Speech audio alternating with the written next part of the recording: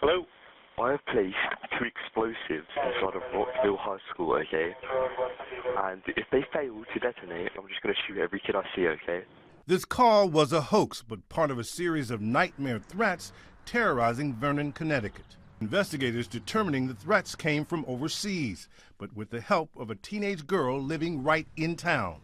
He was doing these threats with her knowledge and with some of her input. Both of them involved in a shadowy online global network called 764, which wants governments toppled and the world in chaos, but which also targets kids on social media and gaming platforms, befriending them before demanding violent and sexual content from them. They will encourage them sometimes to commit suicide. They will encourage them to do cutting.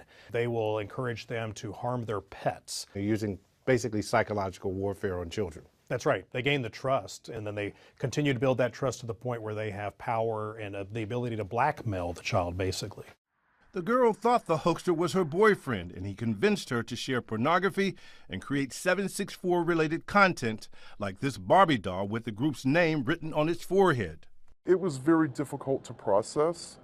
I wanted to scream, "Not my child." ABC News agreed to alter the faces and voices of the parents of the teenage girl. Before it started, she was a child who was on the honor roll. She had a lot of friends, and then slowly that started to change. When the girl began to resist demands, her family says extortion and threats against her ramped up. Do we consider her a victim or a participant? Depending on who you ask, the answer may be different. So you sometimes have victims who then become subjects themselves because they start to go out and perpetrate acts on behalf of the individual who victimized them. The FBI tells ABC News in an exclusive interview that it has more than 250 open investigations tied to the 764 network, reaching all 55 field offices across the nation. Nearly a dozen others have already been charged, including a young Arkansas man seen here being arrested on unrelated charges. Man, this guy's got some weird stuff in this car, bro.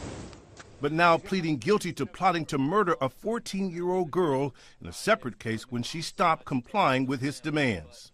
Back in Connecticut, the parents of that teenage girl hoping that what happened to her family can be a cautionary tale for others. If we can help just one family, then it's worth it.